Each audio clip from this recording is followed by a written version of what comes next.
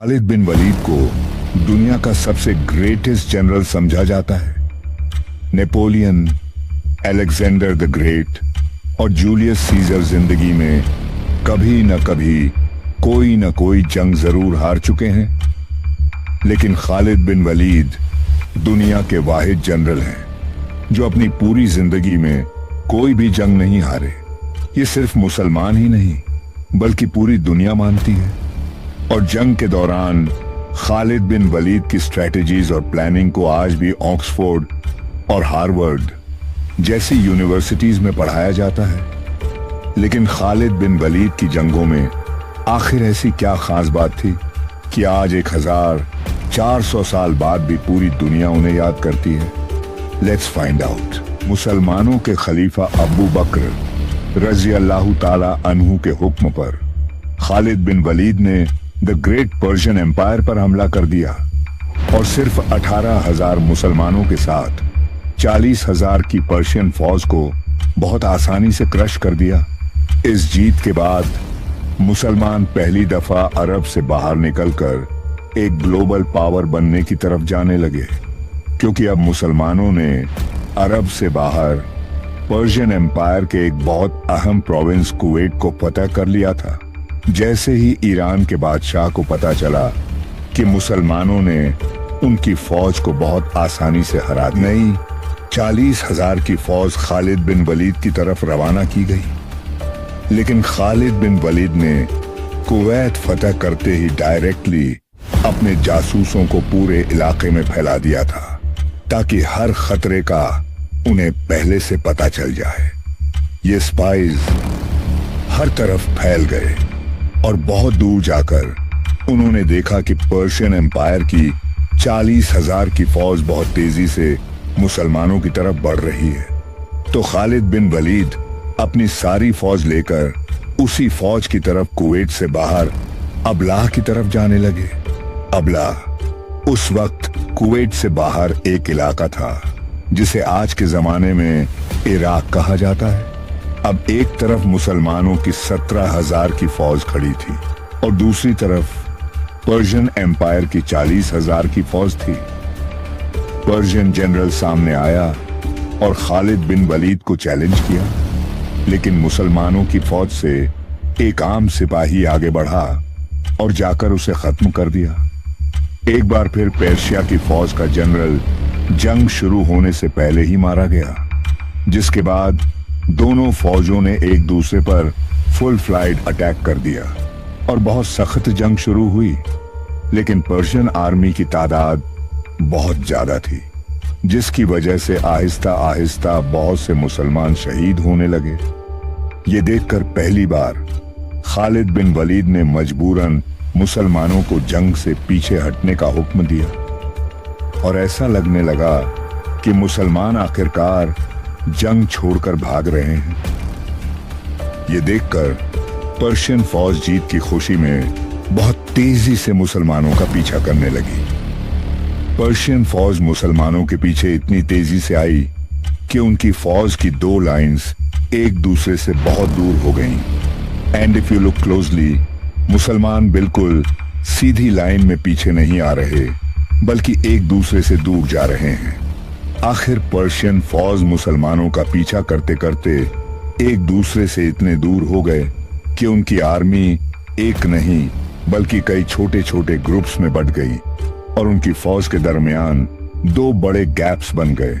और इसी टाइम का खालिद बिन वलीद इंतजार कर रहे थे। एंड नाउ अचानक खालिद बिन वलीद अपने घुड़सवारों को लेकर उन 2 गैप्स से आगे बढ़े और पर्शियन फौज के सेंटर को घेर लिया और आहिस्ता आहिस्ता उन्हें क्रश करने लगे और फिर इसी तरह बाकी फौज को भी क्रश कर दिया। पर्शियन फौज की पिछली लाइन ने देखा कि वो ये जंग हार चुके हैं, तो वो जंग छोड़कर भागने लगे। लेकिन एज वी नो, उनका आर्मर हमेशा बहुत हैवी होता था, तो ज्यादा दूर जाने से पहले ही मुसलमान उन तक पहुंच गए और उन्हें भी खत्म कर दिया। और इस तरह पर्शियन एम्पायर की एक और बहुत बड़ी फौज खालिद बिन वलीद ने क्रश कर दी। ये जंग कुवैत से बाहर इराक के अंदर हुई। मतलब अब मुसलमान कुवैत को फतह करने के बाद ईरान के दूसरे बड़े प्रोविंस इराक में एंटर हो चुके थे। अब यहां से आगे बढ़ना थोड़ा मुश्किल था, क्योंकि इराक और मदीना एक दूसरे से बहुत दूर थे और इराक में मुसलमानों की फौज को अपने हेडक्वार्टर मदीना से बार बार कम्युनिकेट करने में बहुत मुश्किल हो रही थी। इसीलिए यहां से आगे बढ़ने से पहले खालिद बिन वलीद ने इसी इलाके को अपना नया हेडक्वार्टर बनाया, क्योंकि इस इलाके में पर्शियंस और अरब दोनों आबाद थे और इन सब का ख्याल था कि मुसलमान उन्हें फतह करने के बाद उनके साथ वही करेंगे जो अब तक दुनिया की बाकी सारी एम्पायर्स करती आई हैं, मतलब लूट, प्लंडर, रेप। लेकिन खालिद बिन वलीद ने अबू बकर रजी अल्लाह ताला अन्हु के हुक्म पर इस इलाके की सारी प्रॉपर्टीज इन्हीं लोगों को वापस कर दी और किसी से भी जबरदस्ती कोई भी चीज नहीं छीनी और बहुत तेजी से इस इलाके में बहुत सारी अदालतें, कोर्ट्स बनाई और इन कोर्ट्स में जजेस बड़े बड़े सहाबा को बनाए, जिसकी वजह से बहुत तेजी से इस इलाके में पहली बार जस्टिस कायम होने लगा। उसके बाद खालिद बिन वलीद उनके मार्केट्स और बिजनेस की तरफ आए और सबसे कहा कि बिजनेस उसी तरह जारी रखो जिस तरह इससे पहले था, लेकिन आज के बाद यहां सूद कोई भी नहीं लेगा। जंग सिर्फ तलवारों से नहीं बल्कि इकोनॉमी से भी लड़ी जाती है। इसीलिए खालिद बिन वलीद ने दोबारा अपनी फौज की इकोनॉमी मजबूत करने के लिए इस इलाके के नॉन मुस्लिम्स पर जजिया टैक्स लगाया। ये कोई नया टैक्स नहीं था, बल्कि इससे पहले इसी इलाके से पर्शियन एम्पायर टैक्स लिया करती थी। लेकिन खालिद बिन वलीद ने जो टैक्स लगाया उस टैक्स से बहुत कम था जो उससे पहले ईरान लिया करता था। ये सब देखकर वहां की मकामी आबादी ने सोचा कि ये तो मुसलमान पर्शियन एम्पायर से बहुत अच्छे हैं। इसीलिए बहुत तेजी से उस इलाके के लोग इस्लाम की तरफ आने लगे और खालिद बिन वलीद की आर्मी में शामिल होने लगे, जिससे मुसलमानों की आर्मी दोबारा बढ़ने लगी और जजिया और ज़कात टैक्स की वजह से मुसलमानों की आर्मी के पास पैसा भी आने लगा। मतलब आजकल लोगों का ख्याल है कि खालिद बिन वलीद सिर्फ जंग ही लड़ सकते थे, हालांकि खालिद बिन वलीद हमेशा जंग के साथ साथ उन इलाकों के अदल इंसाफ और माशियत को भी बेहतर करते जाते। अब मुसलमानों ने कुवैत के साथ साथ इराक के साउथ को भी फतह कर लिया था, जो पर्शियन एम्पायर के लिए दूसरा बहुत बड़ा झटका था।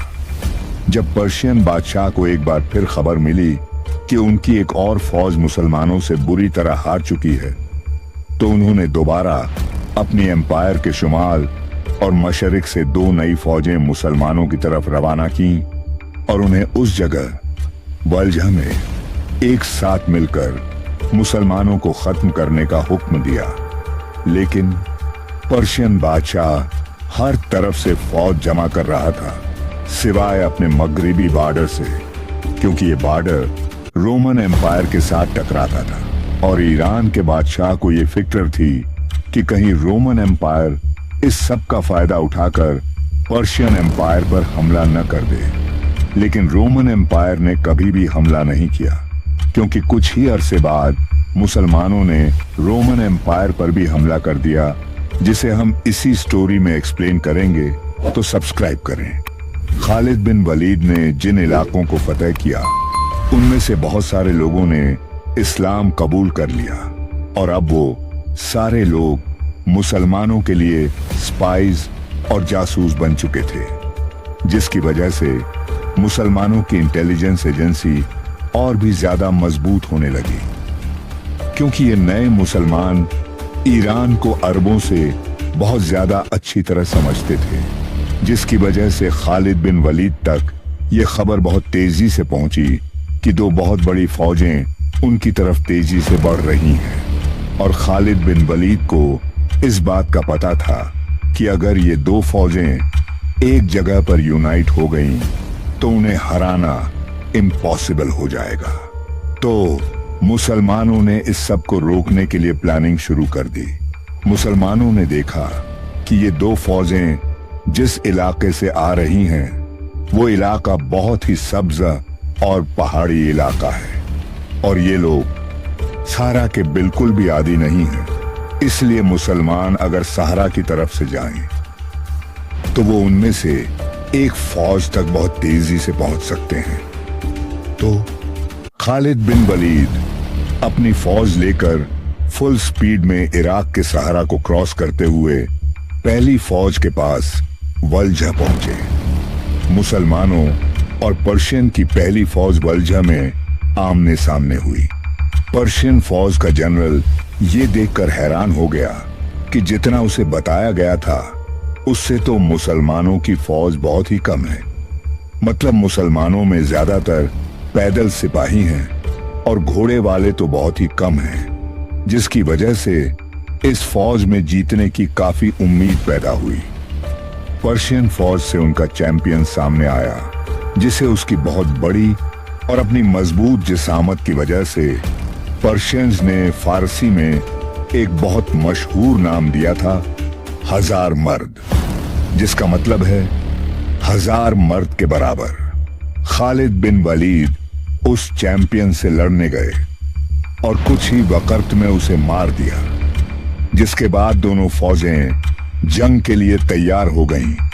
लेकिन काफी वक्त गुजरने के बावजूद ईरान की आर्मी अपनी जगह पर ही खड़ी रही, क्योंकि वो ज्यादा से ज्यादा वक्त जाया करना चाहते थे ताकि उनकी दूसरी फौज उनकी मदद के लिए पहुंच सके। लेकिन मुसलमानों का प्लान ये था कि उन्हें यूनाइट होने से पहले ही खत्म कर दिया जाए। सब्सक्राइब